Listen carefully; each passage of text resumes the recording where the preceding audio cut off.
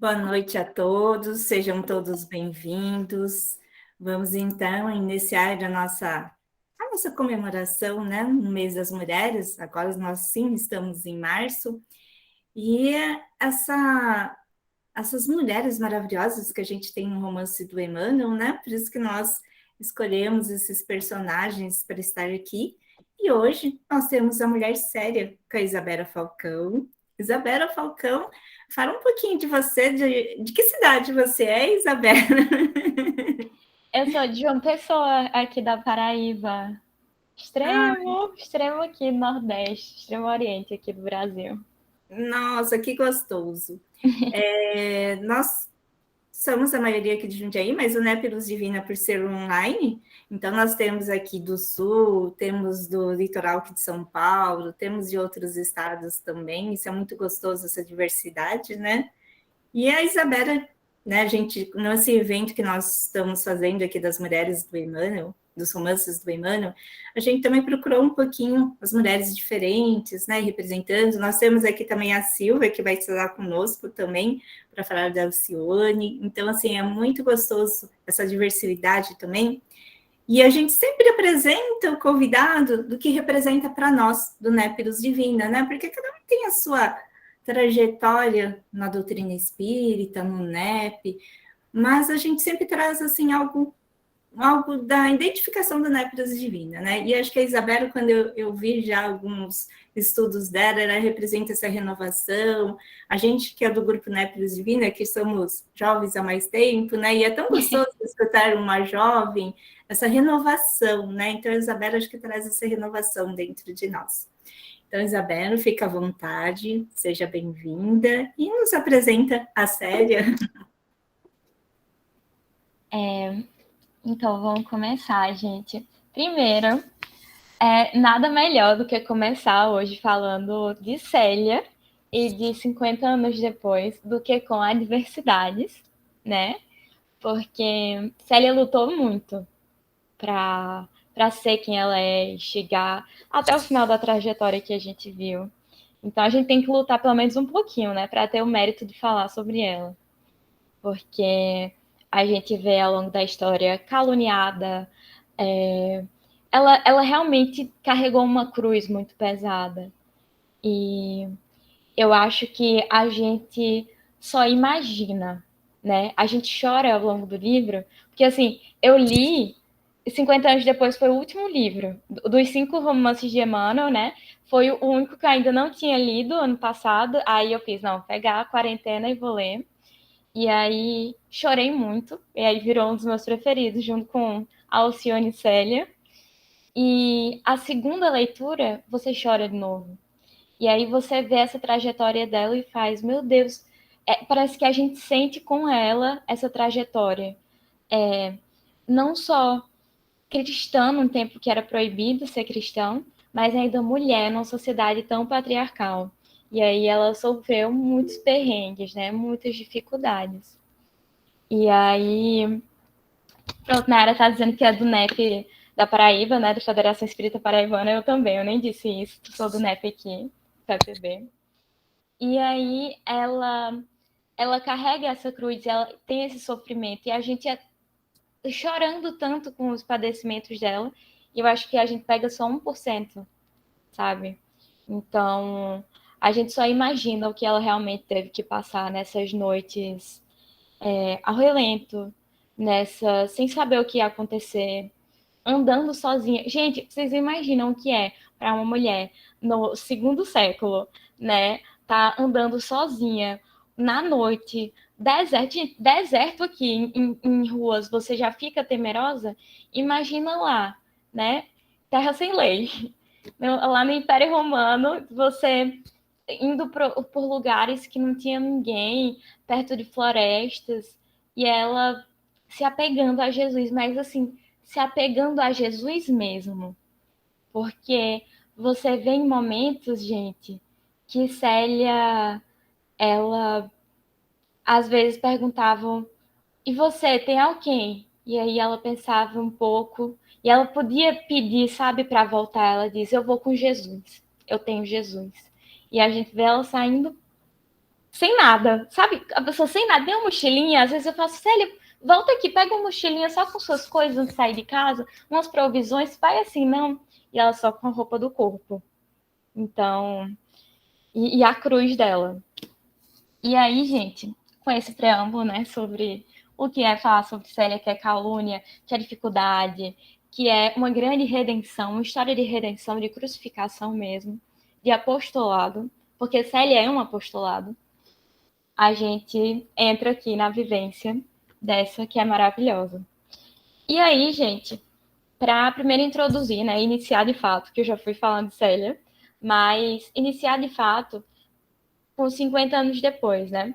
Só para introduzir brevemente o livro, para quem não conhece muito bem, ou leu há muito tempo, ou quem ainda vai ler, porque a gente vai para 50 anos depois, né, esperando uma continuidade de há 2000 anos, né? É um clássico espírita a gente sair de há 2000 anos, vai ter a continuidade com o pessoal lá nos 50 anos depois. Tipo o que a gente tem na trilogia de romances de Ivone, que é sempre um.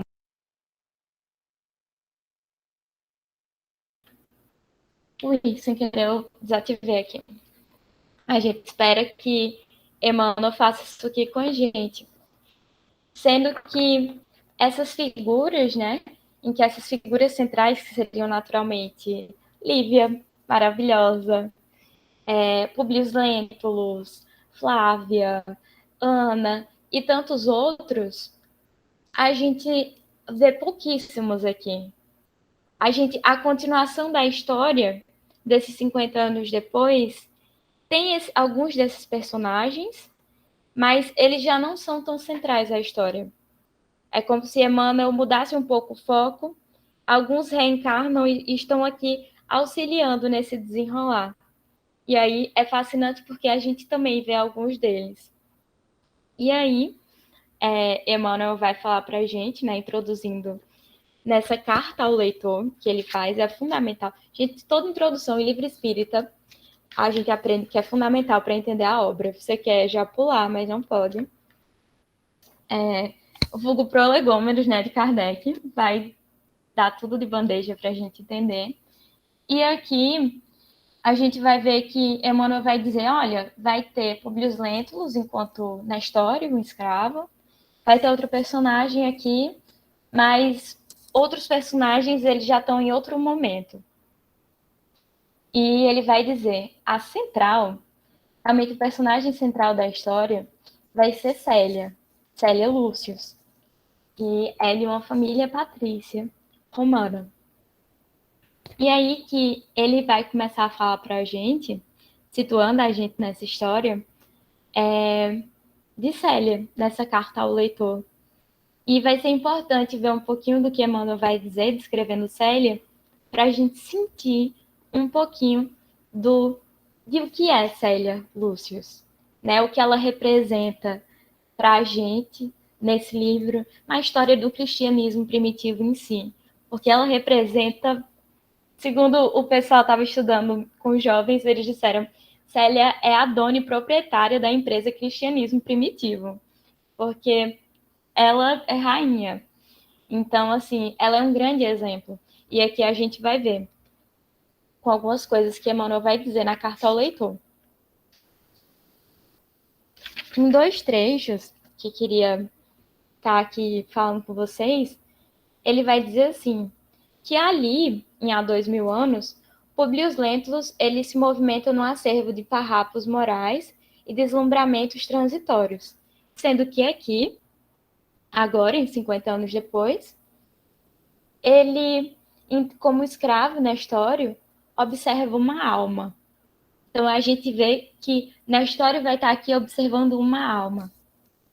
E ele vai dizer, refiro-me a Célia, figura central das páginas desta história, cujo coração, amoroso e sábio, entendeu e aplicou todas as lições do Divino Mestre no transcurso doloroso de sua vida.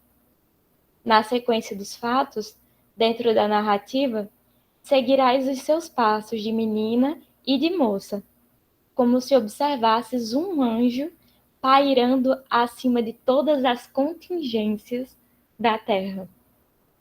Santa pelas virtudes e pelos atos de sua existência edificante, seu espírito era bem o lírio nascido do lodo das paixões do mundo, para perfumar a noite da vida terrestre, com os olores suaves das mais divinas esperanças do céu.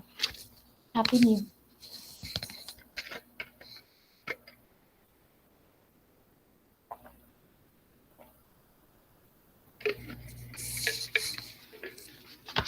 E aí ele vai dizer o seguinte, para a gente terminar aqui de ver um pouquinho da carta ao leitor.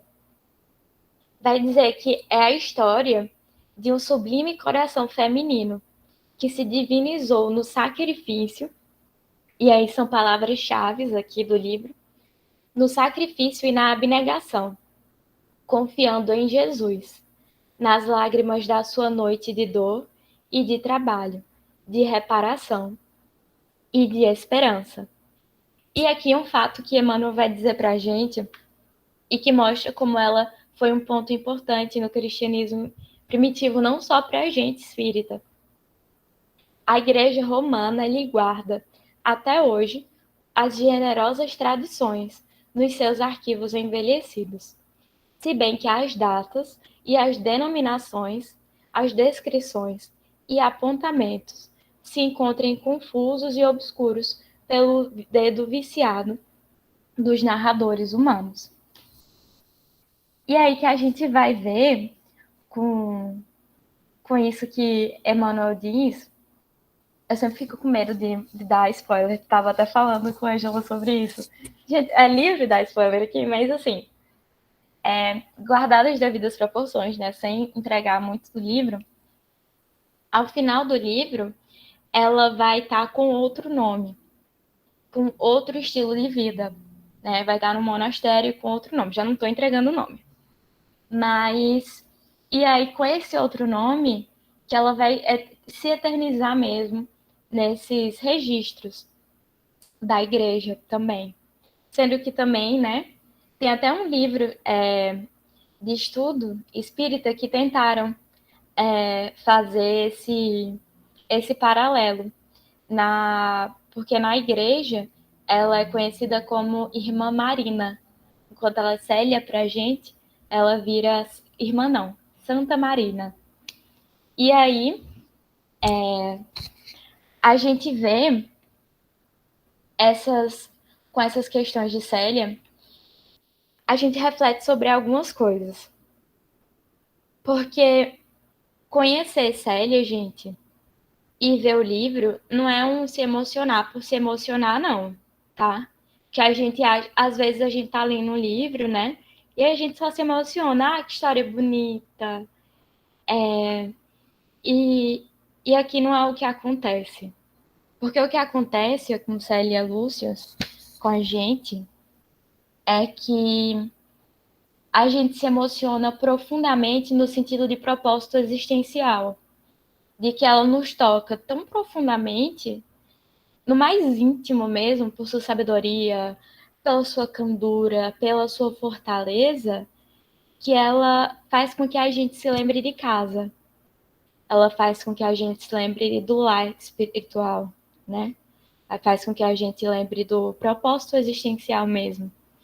Então, a gente vê Célia que a gente vivencia quando a gente lê, a gente se transporta.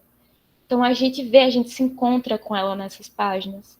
E quando a gente vê Célia, a gente se depara com a missão mesmo, um convite, e a missão de todas as criaturas que ouviram o convite de Jesus, né, no festim de bodas, e resolveram aceitá-lo, resolveram vestir a veste nupcial e seguir Jesus. Então, quando a gente vê Célia, a gente se lembra de tudo isso. É como se fossem as falas de Jesus ali sendo vivenciadas, e para a gente um lembrete perene. E aí ela vai servindo como essa luz de fato, E ela é luz, e é por isso que ela está aqui. Por isso que tem esse mês sobre cada uma delas, que são luzes e continuam a brilhar. E aí, quando ela faz tudo isso, a gente pode se perguntar o porquê, como é que ela faz essa transformação tão grande, né? Porque, pelo menos para mim, quando eu li 50 anos depois e li Renúncia, foi uma mudança de ali de tudo. É tanto que eu li 50 anos depois 2 vezes, Renúncia 3 vezes, e eu acho que até desencarnar, se Deus permitir viver até uns 90 anos, eu acho que eu vou ter que reler mais tantos para aprender mais daquilo e mudar tantas vezes mais. E é por um motivo muito, muito bonito e que Jesus vai explicar o que acontece com a gente, por que de Célia fazer isso com a gente. E lembrar da gente de tudo isso, de casa e do propósito existencial. No livro A Vida Escreve, que é do espírito Hilário Silva, psicografado por Chico e por Valdo Vieira, na segunda parte, que é psicografada por Chico, no capítulo 28, tem uma cena que é descrita por Hilário, que é de Jesus com Tadeu, o apóstolo Tadeu. E isso daí vai ilustrar muito bem para a gente o que acontece com Célia. Porque Tadeu vai perguntar assim para Jesus da cena. É um texto bem curto. Tadeu chega para Jesus e pergunta para Jesus qual o nosso maior dever na execução do evangelho para a redenção das criaturas. E aí, quando Jesus é interpelado, ele para, ele olha o céu, ele tem aquele momento, né, de refletir um pouco. E aí ele vai contar uma história para Tadeu. E essa história é fantástica. Ele vai dizer assim, vão seguindo aí. Ele vai dizer que havia uma tempestade.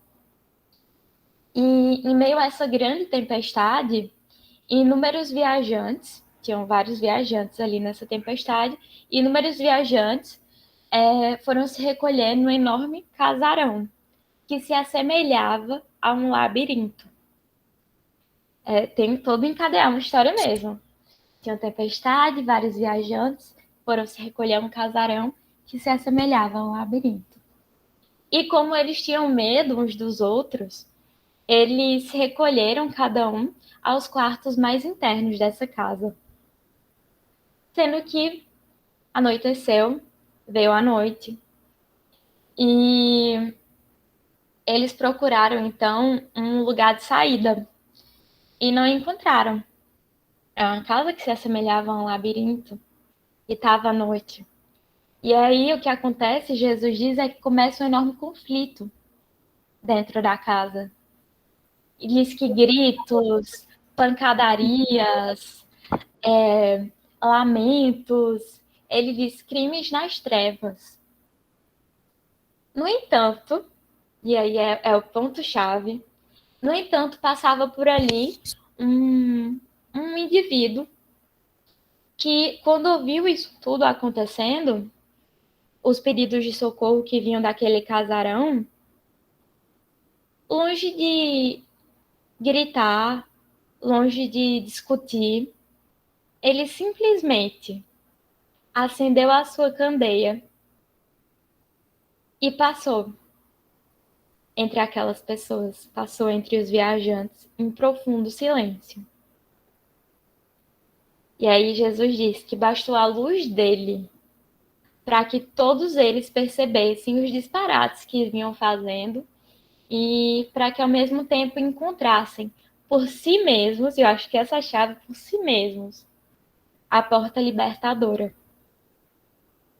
Aí Tadeu, Jesus volta a refletir e aí diz que se a luz do bom exemplo estiver em nós, os outros vão perceber com facilidade o caminho. Então, é uma história simples, né? Alegórica, mas direta e que fala da nossa vida. Essa história de Jesus fala da gente, fala do planeta Terra, fala de todos aqueles que vieram e vêm constantemente até nós por misericórdia. Então, a gente tá aqui perdidos e aí crimes nas trevas, nessa grande tempestade e com medo uns dos outros, sem confiança nenhuma, até que alguém vem ao consolo, ao conforto e acende a candeia. E aí a gente consegue por nós mesmos, né? Porque é aquilo que ninguém pode levar, a gente pegar na mão, né? A gente tem que galgar os patamares mais elevados, né, de evolução. O trabalho, ele é individual, é coletivo e individual da mesma forma. E aí, quando esse indivíduo vem, a gente percebe o caminho. E Célia fez isso ao longo do livro inteiro. Porque essa mulher, ela carregou o mundo nas costas, né? O segundo século do cristianismo primitivo ali, Célia carregando nas costas. A família, os problemas domésticos, tanta renúncia. Gente, o sacrifício que ela tem que fazer, porque ser caluniado e ficar calado, gente, tendo razão, tem que ser muito superior. E Célia faz. E isso sem guardar mágoa. Como a gente estava até brincando na juventude, Célia tem atenuantes no plano espiritual para se quisesse guardar mágoa, rancor.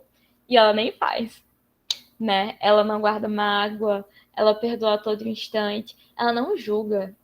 Tem momento do livro que a gente vê, exemplo, tem uma cena que ela vê a mãe dela com outro personagem que é Lólio Úrbico, que, gente, quem visse aquela cena, vendo por fora, né? Assim, passou, viu a cena, já ia julgar, mas ia julgar tão rápido, que já tá comentando para as outras pessoas. E aí ela para e faz. Não, quem sou eu para julgar? Vou fazer uma prece aqui para ficar livre de julgamento. Que no momento da maledicência, normalmente as pessoas nem lembram de fazer uma prece para não serem maledicentes. E aí Célia ali, isso era Célia no início da trajetória. Depois ela é só virando mais grandiosa. Isso ela ali menina. Então, a gente vê que ela foi, ao longo de toda essa trajetória, sendo um grande exemplo. Quem vivia com ela, quem pegava um pouco, um pouco mesmo do convívio com ela, já tinha um grande ensinamento. É tanto que ela auxiliou, né, ali a família. Auxiliou, assim, não dava para fazer o trabalho por eles de evolução, mas a encarnação dela, e ela vê, inclusive, em momentos do livro, que né, o Lúcio vem falar com ela, maravilhoso, e que vem falar com ela do plano espiritual, aí foi um spoiler, peço perdão, mas vem falar com ela dizendo o quanto o sacrifício dela foi um ponto de mudança. Ele diz algo assim: teu sacrifício, filhinha, há de ser para todo sempre um marco renovador de nossas energias espirituais no grande movimento das reencarnações sucessivas em busca do amor e da sabedoria. Então, e assim, e ele diz também, além disso, do sacrifício dela, até, cadê a página aqui? Dizendo que, querendo sacrificar-te por tua mãe, estás cumprindo uma das mais formosas missões de caridade e de amor aos olhos do Cordeiro, ou seja, aos olhos do próprio Jesus.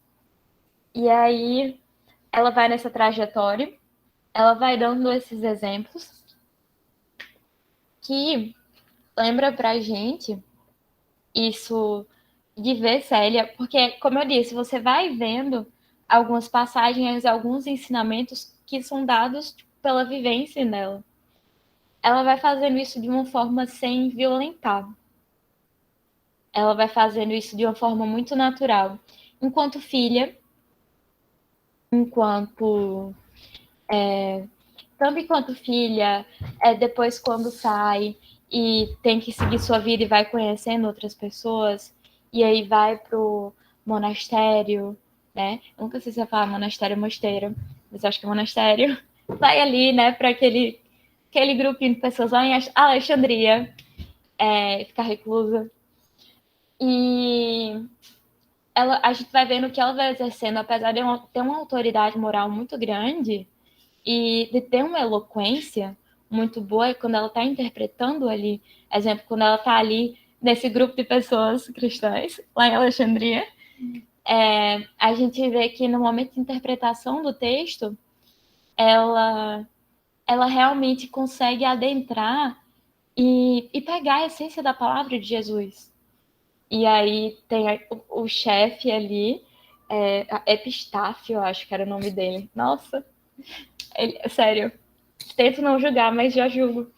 E ele ali, orgulhoso e sendo uma autoridade que não dá para ferir, ela vai com muita humildade que a gente vê desde o início. Sério, Célia, além de sacrifício e abnegação, humildade, viu, gente? Uma pessoa que sabia se dobrar, que sabia se resignar. A gente tem muito a aprender com ela. Muito.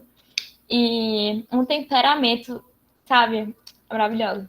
E aí, nesses momentos, ela sabia trazer essa essência do texto, essa interpretação nova, que era interpretação nova, assim, para eles, porque ela estava trazendo a essência do que Jesus queria dizer, daqueles primeiros apóstolos.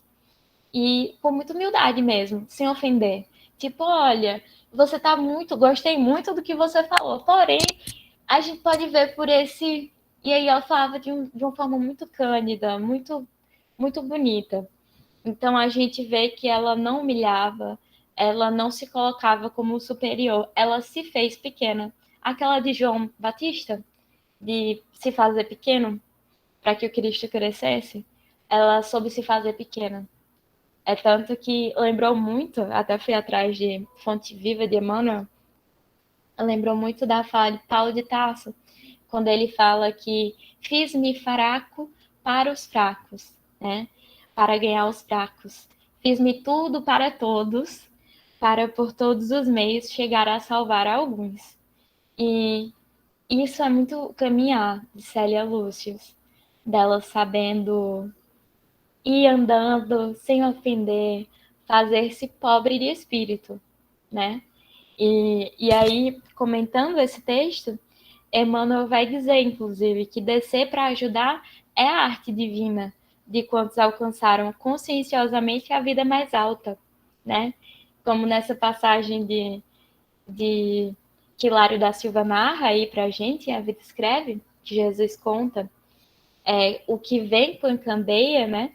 Ele pode ter desceu para ajudar, né? Porque é esse o caminhar da vida, a gente tem que voltar sempre para ajudar e a providência divina ela faz isso para a gente. Sempre vieram emissários de luz, e aí Francisco de Assis, e aí Chico Xavier, e aí Clara de Assis, e aí tantos outros, mas sem violentar. É tanto que meu pai sempre disse, toda vez que estava impaciente, eu dizendo, meu Deus, por que Jesus não fazia isso? Ah, deveria ser assim. E aí ele dizia, Jesus não violenta, né, consciências. Ele não pode, por isso que tem aquilo também, né, de não vim trazer a paz, mas a divisão. Não vim trazer a paz, mas a espada. Jesus não pode, tipo, do nada, todo mundo... Agora tá todo mundo assim. Não tem como violentar, seria um processo violento, como a palavra já disse, e não natural. E é tanto que ele vai dizer, e a gente vê Célia fazendo isso, ele vai dizer que não te faças demasiado superior diante dos inferiores, ou excessivamente forte perante os fracos. Porque, e aí ele vai explicar, a questão da chuva, se alagasse, né, indefinidamente o deserto, ou se o sol, ele queimasse o lago sem medida para limpar o barro ali, ia gerar um desequilíbrio. E seria da mesma forma. E aí ele exemplifica para a gente com Jesus, né? Ele vai dizer que há méritos celestiais nesses que descem ao pântano sem se contaminar, na tarefa de salvação e reajustamento. E eu acho que a gente vê muito isso em Célia e em Alcione, mas eu não vou falar em Alcione porque eu sei que alguém vai falar. Mas a gente vê muito isso de estar ali no meio, auxiliar, mas não se contaminar, né? Tanto que na carta ao leitor, Emmanuel diz, é como a flor que nasceu do lodo. E a luz, ela não se contamina, né? A luz é aquela que passa por todos os ambientes sem contaminar. E aí ele exemplifica com Jesus dizendo que seria da gente se Jesus não tivesse apagado a própria claridade, fazendo-se semelhante à nossa fraqueza, para que testemunhássemos a sua missão redentora. Então, que a gente aprenda com ele, auxiliando sem prejuízo de nós mesmos, que ele diz aqui. E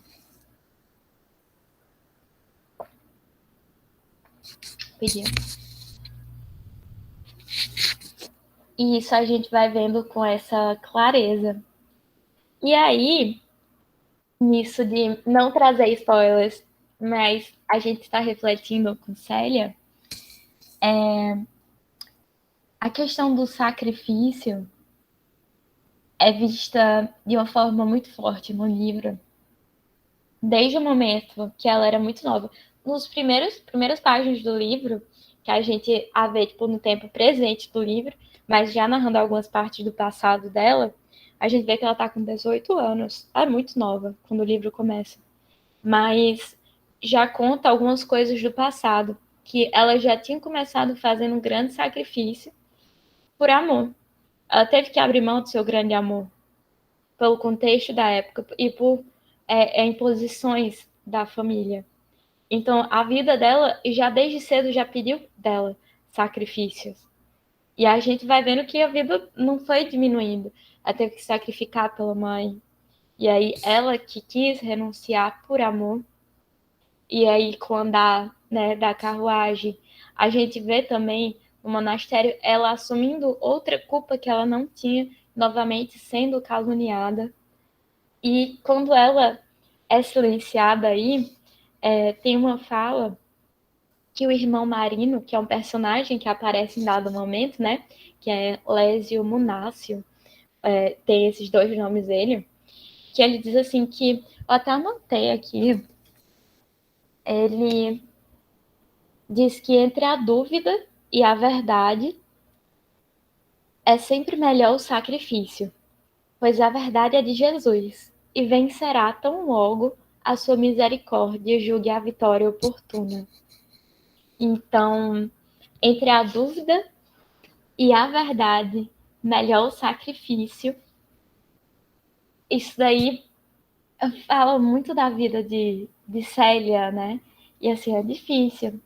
E essa vitória da verdade, no momento oportuno de Jesus, que Jesus escolher, em dado momento chega, né? A gente vê, pode demorar até o desencarne dela, mas assim, chega. E quando ele diz também que um cristão sincero por muito tempo ainda terá de sofrer a incompreensão e a tortura dos algozes do mundo. E isso vai sendo a vida dela. Sendo que a gente pode se perguntar de por que ela resolve tomar esse cálice tão amargo, né? Porque, assim, ela não precisava se sacrificar pela mãe dela, né? Naquele início do livro. Era só ela ser um pouquinho mais, né? Não abnegada, agora não lembrei a palavra, mas, assim, não ter tanto me fugiu ao contrário de abnegada, mas não ser assim, e ela não teria feito isso, né? Ter um pouquinho mais de egoísmo, talvez, né? E de interesse próprio, ou algo do tipo. E ela não faria isso. Ela não precisava, em outro momento, ela acolher outra questão, outra criança, né? Vamos deixar. Ela acolhe duas crianças ao longo da história, tá? Aí, quem são essas crianças? O que aconteceu? Quais as reviravoltas de quem, na verdade, é essa criança? Aí, quem lê sabe, quem leu aí sabe também. Mas é um grande choque quando você lê pela primeira vez, faz, meu Deus! E ela não precisava acolher aquela segunda criança se calando, porque assim, ela acolhe no monastério, sendo caluniada e se calando. Ela não tem nem aquele primeiro de eu não fiz. Não fale mal de mim, né? E, e não, entre a dúvida e a verdade, melhor o sacrifício. Ali para ela foi muito rápido. Ela, não, tá tranquilo, deixa comigo. Foi, realmente quem fez isso daqui, ela não mente, mas ela não não disse também que não fez, né? E aí tá querendo julgar, ainda pode julgar à vontade e tacar pedra. Mas eu vou continuar sendo cristã, basicamente o lema da vida dela é perfeito, gente. Já disse que isso é perfeita. E, e quando ela faz isso, a gente pode se perguntar do porquê, né? E isso se dá por um motivo que deveria ser o caminhar de todo cristão, e em todo verdadeiro cristão, todo verdadeiro discípulo em dado momento, que é a porta estreita, né? A gente sabe da porta estreita, que os caminhos do mundo eles são muito largos, os que todos querem andar, os das facilidades e das conveniências, mas o que leva realmente a Deus, o que leva realmente a essa felicidade perene, essa felicidade eterna, é um caminho muito estreito, uma porta muito estreita. E aí, quando a gente vê essas ações de Célia, a gente vê que o caminho da vida dela, ela passou por um caminho muito estreito, né? Ela não se deixou levar por conveniências, ela não se deixou levar por vícios, ela não se deixou levar por perniciosidades da época, que era uma época, como Emmanuel disse, cheia de vícios. Ela tenta ser diferenciada e ser cristã.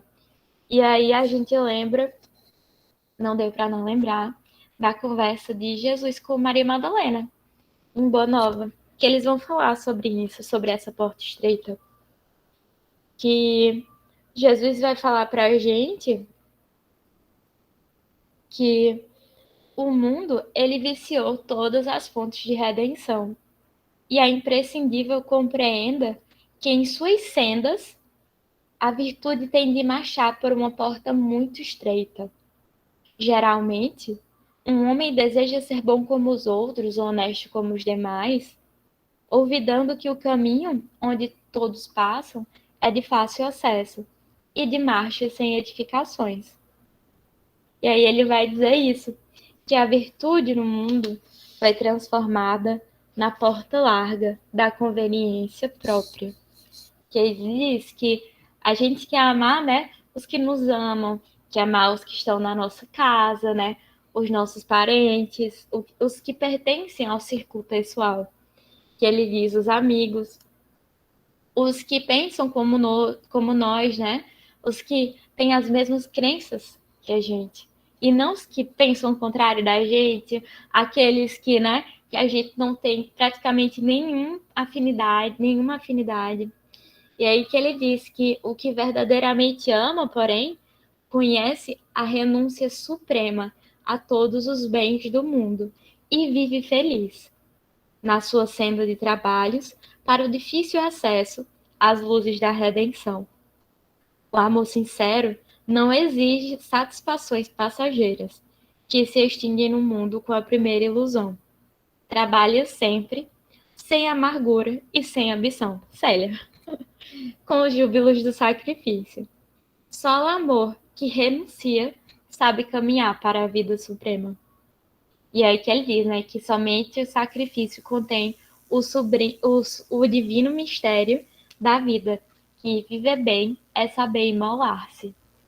E aí a gente se pergunta às vezes o quão a gente sabe, né, negar a si mesmo, saber renunciar, saber se sacrificar, e como a gente vê Célia fazendo esse caminho, né, aceitando todos os convites do Cristo, e caminhando de fato com ele, né? Negando a si mesmo, carregando a sua cruz a cada dia e seguindo ali o Cristo. Com todos os perrengues. E, gente, é muito perrengue. Porque, assim, a gente tá aqui assistindo palestra, né? Fazendo palestra sentado, ventilador, ar-condicionado, tranquilo. Lá era mais difícil. Ela tava... o final da vida tava... Até o monastério que ela foi no final de Alexandria, ela acabou sendo caluniada lá. Teve um momento do livro que você faz, não é possível que tenha um momento de paz nesse livro. E ela permanece firme. E ela permanece resignada, que eu não sei como ela não chega e, meu Deus, será possível? E prece constante, gente. A gente tá terminando, mas algo de Célia que a gente percebe sempre é prece constante. Ela tem na prece um, um porto, um ponto de apoio que eu não vejo hoje em dia tanto. É como se ela realmente, todos os momentos, meditação e prece, abrindo forças. E assim, não é ociosidade, tipo, ela só faz isso, se colocou no monastério. Ela trabalhava muito, auxiliava. Gente, chegou um ponto da vida, desculpa o spoiler, senhor, mas ela viveu o apostolado, ela não se contentou em escutar só Jesus, mas resolveu seguir o apostolado a tal ponto, chegou um ponto da vida dela, já né, nesses últimos, que ela estava, que era o horto de Célia, e ela fazia curas, gente. Lembrando os primeiros apóstolos, lembrando aqueles primeiros discípulos, esses primeiros ditos milagres. Curava rancenianos, curava paralíticos, e aí fazia tudo. Ai, gente, sério, se a gente, Chico dizem que Chico via tudo isso, né? Quando ia psicografar, levavam Chico para as localidades. Espero que a gente possa fazer essa tour quando desencarnar, pessoal, para ver essas cenas, né? De Célia e esses lugares. Porque ela construiu lá um ambiente muito diferente. E pela própria forma dela se portar e viver e tratar as pessoas.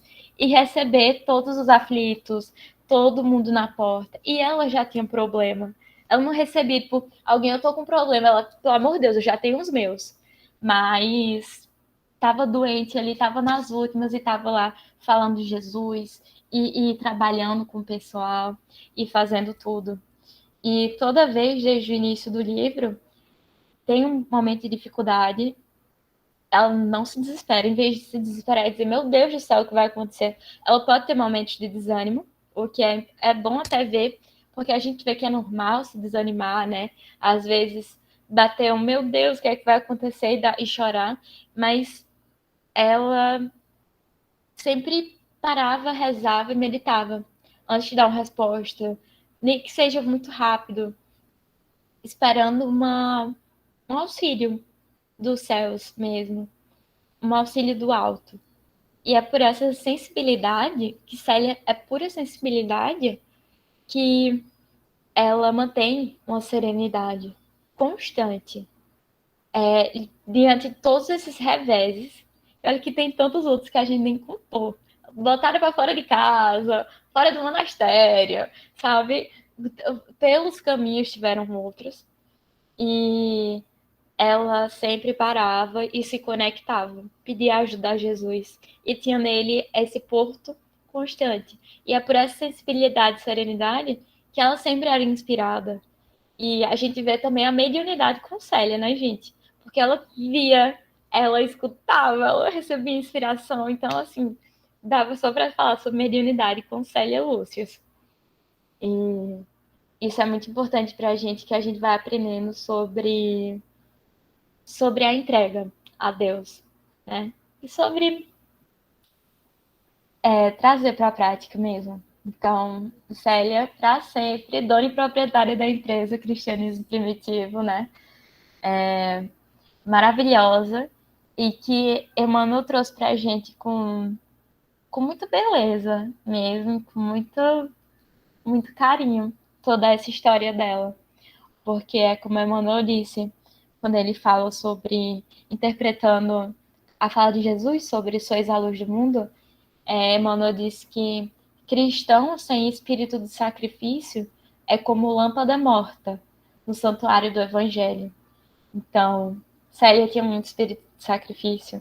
E aí é uma grande luz, né? Como a gente falou naquela fala de Jesus, essa luz pelo espírito de sacrifício, pela candeia que manteve tão alta que está aí, iluminando até hoje, né? E todas essas outras maravilhosas que fizeram isso e puderam manter acesa essa luz foram, de fato, sal da terra e luz do mundo. Então é isso, gente. Espero que tenham gostado de Célia e que, se não leram, que leiam ou que releiam, porque vale a pena. Um dos melhores livros de Emmanuel. Câmbio. Que lindo, Isabel. Sabe que dá vontade de ler de novo agora. Acho que eu vou competir com você quantas vezes eu li esse livro. Porque agora, assim, com essa outra visão que você trouxe, que gostoso, né? De a gente ver a série dessa maneira mesmo, de sacrifício, de provavelmente eu pelo menos não iria conseguir fazer dessa maneira, né? E principalmente o que você pontuou, né? O não julgamento, né? Então a gente tem provas e mais provas para não julgar. E hoje até foi um exemplo, mas você trazendo a série, eu acho que todo mundo sentiu essa energia, né? Essa energia renovadora, esse amor da série, de não julgarmos, né? De a gente sentirmos realmente essa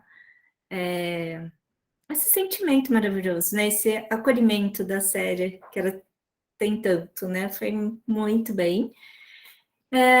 Seu Sirimar, você quer fazer um agradecimento? Seu Sirimar, que está aqui também representando o Népiros Divina e o Centro Chico. Não.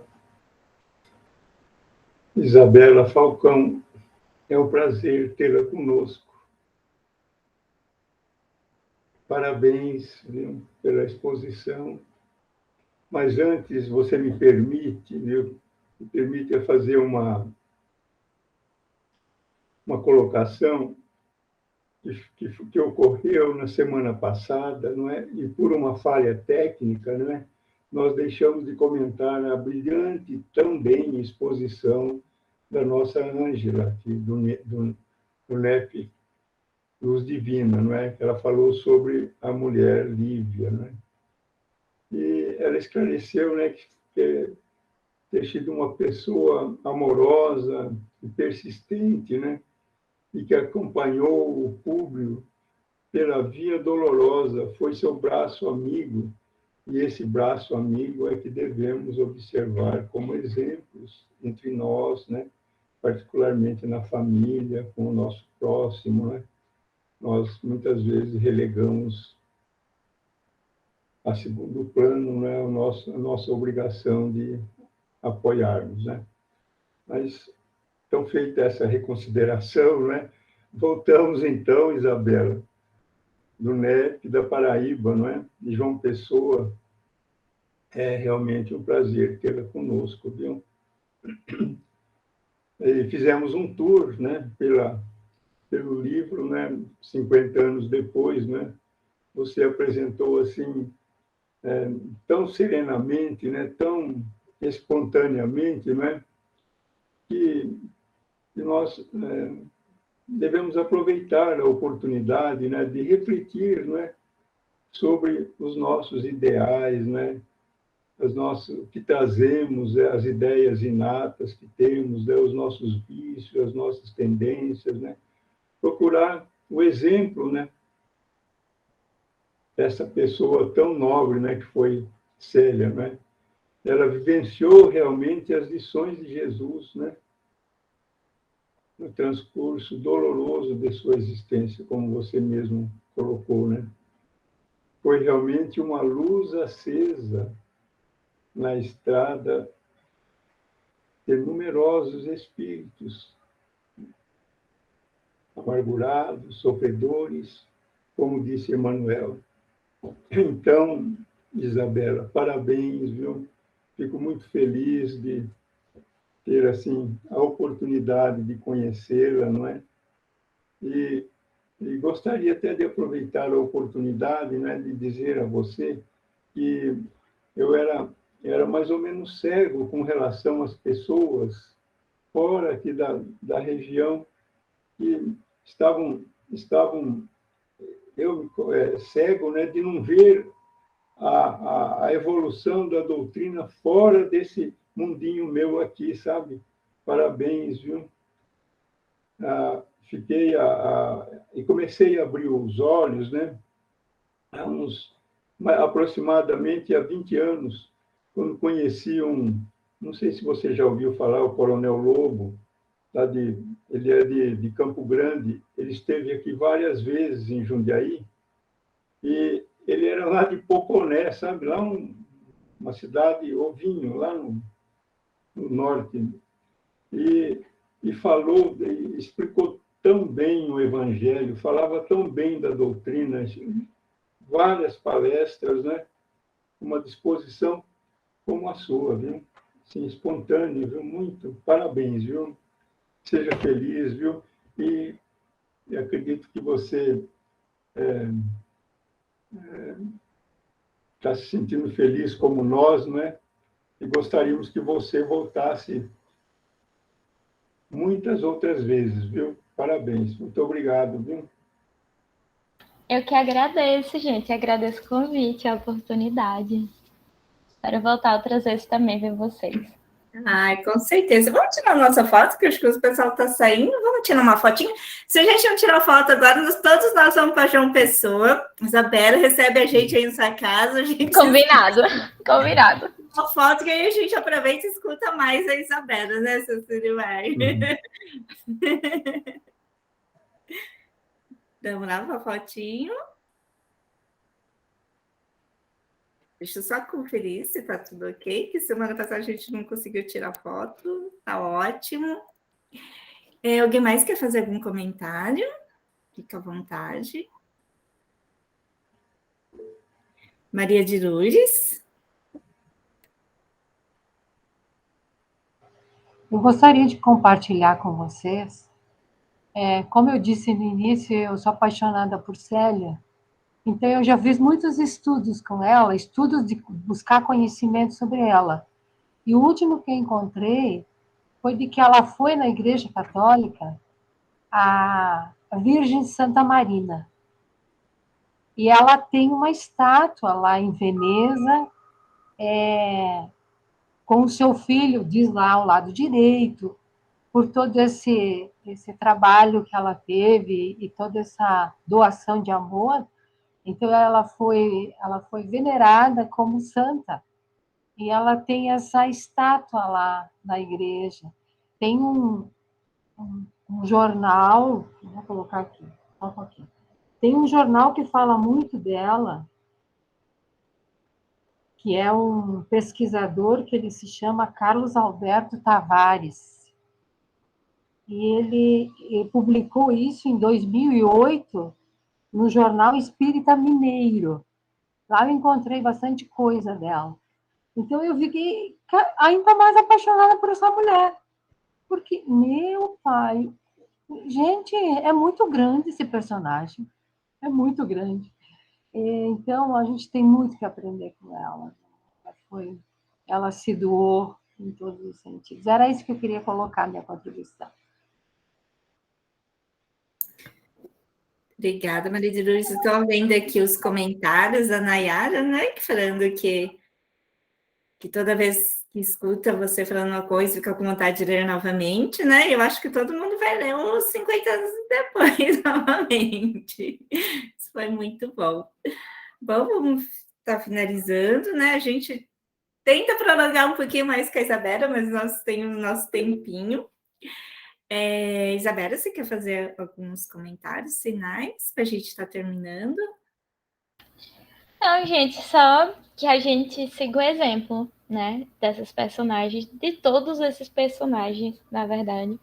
Essas histórias de Emmanuel são mais do que entretenimento, né? Apesar de que tem muitos reviravoltas, para ver Cristo, eu acho que é o supra-sumo de reviravolta, mas são mais do que entretenimento, nem isso deveria ser, são para nosso, em forma romanceada, né, que a gente possa se envolver e com isso se modificar, né, com esses exemplos, que a gente não pode voltar no tempo, todo mundo tá convivendo com eles, né, por isso que a gente tem um evangelho, inclusive, para estar com os ensinamentos de Jesus, e daí, com esses discípulos, esses apóstolos, ou com os que tentaram e falharam, reencarnaram e estão tentando, como eles ensinam para a gente, né? Alô, Emmanuel, que a gente vê com Publius Lentos na história, Padre Damiano ali lutando, a gente faz misericórdia, Emmanuel, séculos aí, para a gente então, mas a gente se envolve com isso, pega esse exemplo e enfim, faz várias reflexões.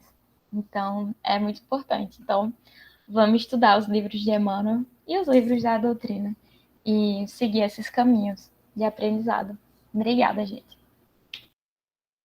Gratidão, Isabela, por estarmos aqui com a gente nessa noite. Foi maravilhoso mesmo. Foi assim, tipo, a gente não tem nem palavras, né? Que a gente ainda está absorvendo que a Isabela passou para nós. A gente vai dormir hoje, assim, com esse encanto da espontaneidade, como diz o Sirimar, que é muito importante, né? Hoje a gente está num mundo muito controlador e essa espontaneidade nos revive. Então, só para a gente ficar um pouquinho mais com a Isabela, vamos pedir para a Isabela fazer a prece final para nós, para finalizarmos? Obrigada, Isabela, gratidão. Nada. Vamos elevar o pensamento a Deus, agradecer a espiritualidade amiga por esse momento juntos, mais um momento de aprendizado, mais um momento de oportunidade para crescermos. Agradecer a Jesus, mestre amigo, por estar conosco. Agradecer a Deus por toda essa encarnação e todos esses emissários de luz. Que possamos, com a graça de Deus, refletirmos sobre todos os ensinamentos dados, sobre todas as histórias vistas, com todos os exemplos, para que possamos cada vez mais sermos melhores. Que os amigos espirituais, que a providência divina possam nos sustentar nessa tarefa, nessa jornada evolutiva.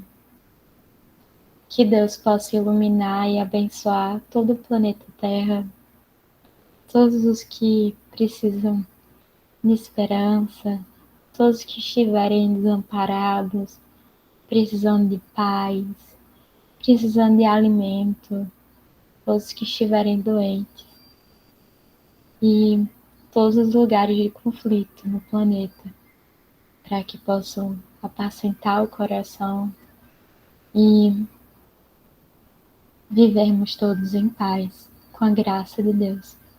Que assim seja. Que assim seja. Muito obrigada a todos. Um ótimo final de semana. Beijo. Boa noite. Boa Boa noite. noite, gente. Boa noite, gente.